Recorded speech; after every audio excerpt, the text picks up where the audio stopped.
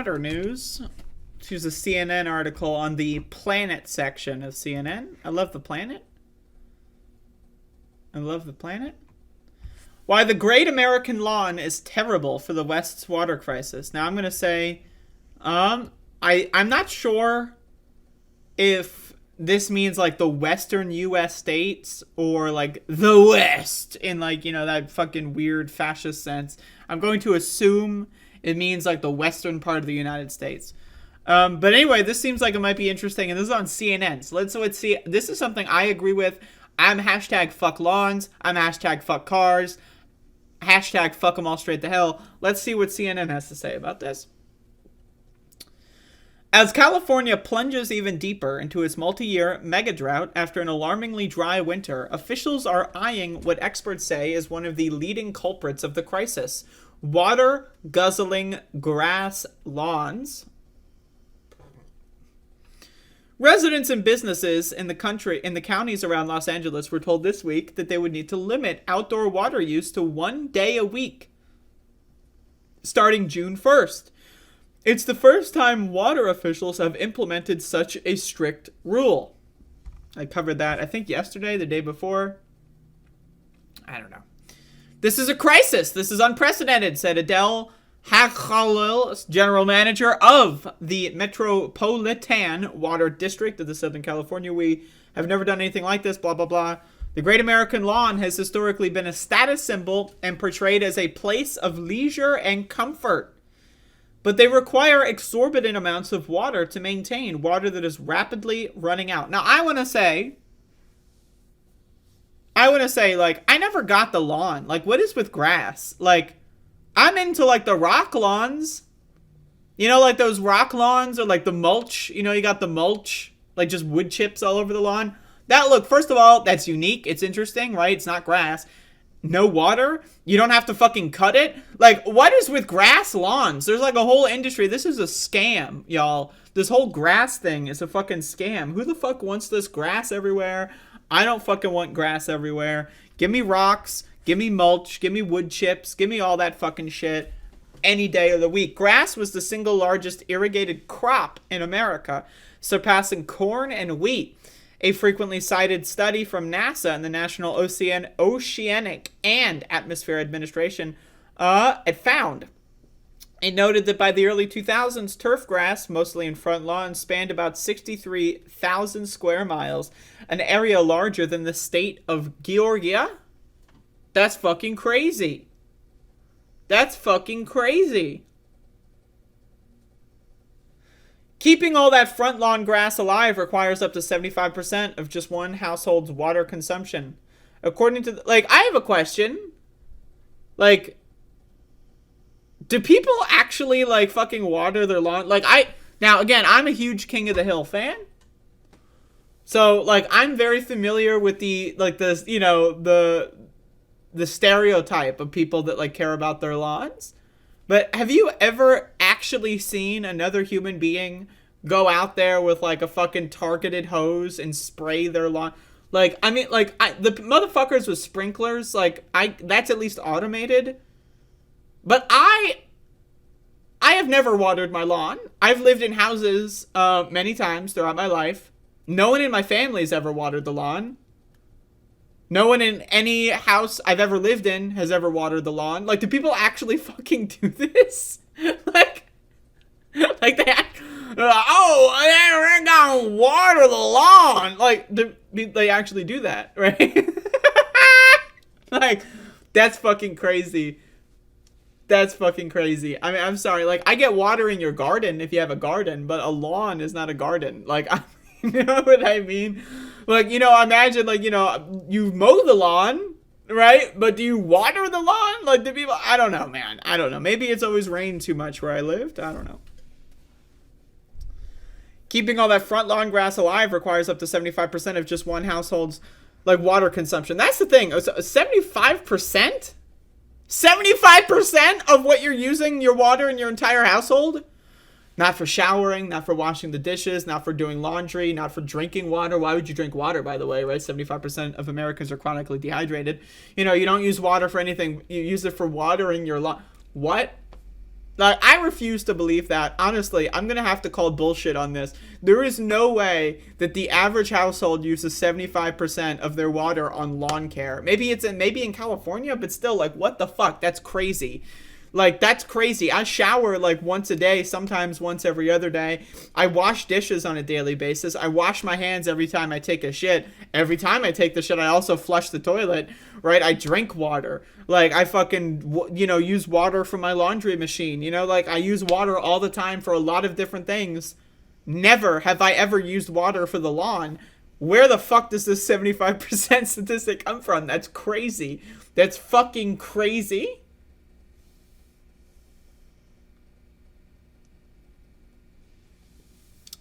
In Southern California, dotted with wealthy celebrity mansions and pristine green yards, having conventional grass lawns simply won't work anymore as the consequences of climate change intensify, said John Fleck, director of the Water Resources Program. Quote, "You want to have some space in your backyard for your kids to play, so a little patch of grass is not terrible. It's just a big expanse of the lawn." I mean, like, you can play, right? Have that, like, green shit that they sell at Walmart. Like, just, get a bunch of dirt and throw all that green shit on top of it.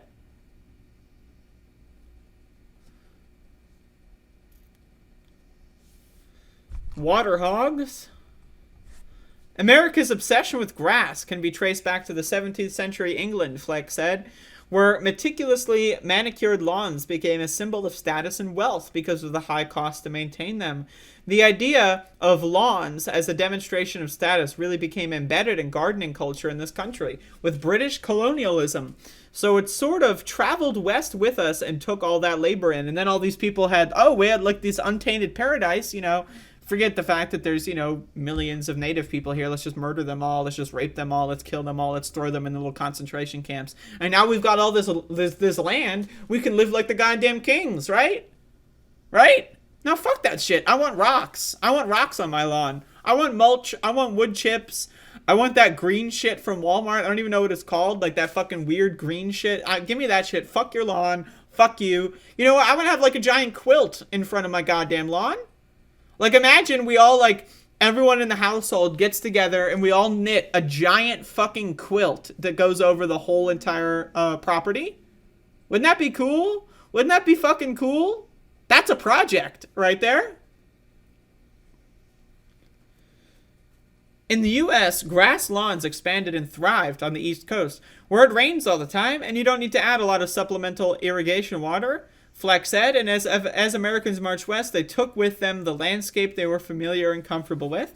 So I guess it is more of a problem in the western states than it is. I've always lived on the eastern side of the country, so like for me, I can't imagine watering my lawn. Kentucky bluegrass, which is native to Europe and Asia but grows particularly well in parts of the eastern U.S., requires much more water than the West can offer. Look at this. Images that make you want to fucking murder yourself with a goddamn gun. This. Like, my God. Oh, look at this. All these fucking stupid roads. Like, look at the beautiful mountain range. And then you got this fucking garbage. The water doesn't last long in the arid Southwest. The hot, dry air evaporates water quickly, which in turn increases the amount needed to saturate a lawn. This effect grows even larger on hot summer days. Warmer air can absorb more, which is also when ample water has been hardest to come by. In California, the amount of water needed to sustain a grass lawn varies. The state his home to... This is CNN, these motherfuckers. The state his home? This is CNN. This is mainstream news. And they're saying shit like the state his home? Obviously, the state her home, thank you very much, to nearly a dozen subclimates that range from wet and cool to dry and hot. So a 1,500 square foot lawn in Crescent City on the northern coast might need 22,000 gallons of water a year. But farther south, the requirement increases dramatically. The same size lawn in Los Angeles would need 43,000 gallons a year. I've got news for you. Whoever decided this, whoever made this decision, okay? 63,000 gallons a year for Palm Springs.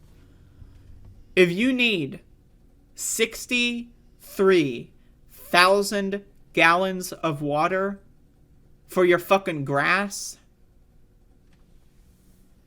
I got news for you, okay? You are a fucking psychopath. If you are using 63,000 gallons of water for like 1,500 square foot, that's like an average lot for a house, I guess. I don't know about in California, but 63,000 gallons of water. Like, do I even drink 63,000 gallons of water a year? Like, I usually drink like 1 or 2 gallons of water a day. Typically. Like, just in my body, right? How much is a gallon? Like what? Like almost 4 liters? Yeah, I drink about like maybe 5 to 6 liters of water a day. So, in between 1 to 2 gallons of water a day for me personally, just to drink. And these motherfuckers are so what is that? Let's extrapolate that. 1.5 gallons times 365. What is that? Like, 500 something. Okay. Meanwhile, these motherfuckers are using 63,000 gallons on their lawn. Like, oh, I am now considering supporting the death penalty. Now considering the fact that the average lawn size in California is more like 5,500 square feet, according to Home Advisor, and you can see how lawn maintenance, yeah, I'm sorry, abolish lawns. Get rid of them. Get rid of them. Nope, I'm done. I'm done. Lawnmowers, weed whackers, fertilizer. Besides the intensive water use, gas-powered lawnmowers emit pollutants. Oh my god, gas-powered lawnmowers. I can't! Like, what is going on with our society? What is happening? What are we doing? We're using gas-powered lawnmowers to mow our fucking water-guzzling grass that doesn't even, like, isn't even supposed to fucking grow here in the first place. Like, this is a failed experiment. This is a failure. This is garbage. This is shit on my shoes. Let's get rid of this grass. Let's do what they do in the goddamn, like, fucking, like, in the hotter states. Use rocks and fucking mulch. Ugh. See, there we go. Here we go. What can you do different? Fleck, who lives in a lawnless suburban home in Albuquerque, said if he did have a grass lawn, it would likely require the same amount of water that a thrifty indoor water user consumes in one day. What? A thrifty indoor water user? What is that? What is this language? Okay. Fleck, who lives in a lawnless suburban home in Albuquerque, said if he did have a grass lawn, it would likely require the same amount of water. Right, so now we're entering an analogy or a simile of some kind. That a, quote, thrifty indoor water user consumes in one day. What the fuck does that mean? What does that mean? A thrifty indoor water user. What those words do not, they don't, that doesn't, there is no such thing as a thrifty indoor water user. So what if, first of all, what is a water user? What is a water user, aka a human being? like we're all water users. Okay? Okay. We're all water users. So if you're inside, that makes you an indoor water user. Like, what the fuck? A thrifty indoor water user. What does that mean? If you're going to have outdoor landscaping, the biggest bang for your buck, for your water buck, is trees, not lawns. With trees, you get a cooling effect in the urban heat island. That's true. I'm pro-tree. We need more trees. We need more trees, just in general, all over the planet. And in urban areas that struggles with air quality like Southern California does, trees can help clean the air. Some cities are already addressing excessive water use by offering buyouts for homeowners to replace their grass lawns with alternatives such as native plants or xeriscaping. One of San Diego's key water conservation programs pays homeowners to tear out yards full of Kentucky bluegrass and other turf grasses $4 per square foot and replace them with far more water-efficient desert plants. Since launching the program, the city says it has successfully replaced 442 million square feet of turf lawns. That's actually incredible. That's incredible. This is incredible, actually. That's really cool. Anyway, you can read the rest of this. Actually, there's not much left. But yeah, fuck lawns. Fuck lawns, and then also fuck cars, fuck roads, fuck the whole suburban, like, lifestyle. As someone who's, you know, let's be honest, born and raised in the suburbs, love it here, right? I hate suburbs. You know, like, I need cars to go places. I don't want to drive a car. I don't know how to drive a car, so I've just been locked out of, like, everything, right? Well, how are you going to get there? Drive a car. Are you going to take a bus? I'm not going to take a bus. It's a fucking pandemic. Well, I guess I'm not going to go there because I can't fucking drive a car.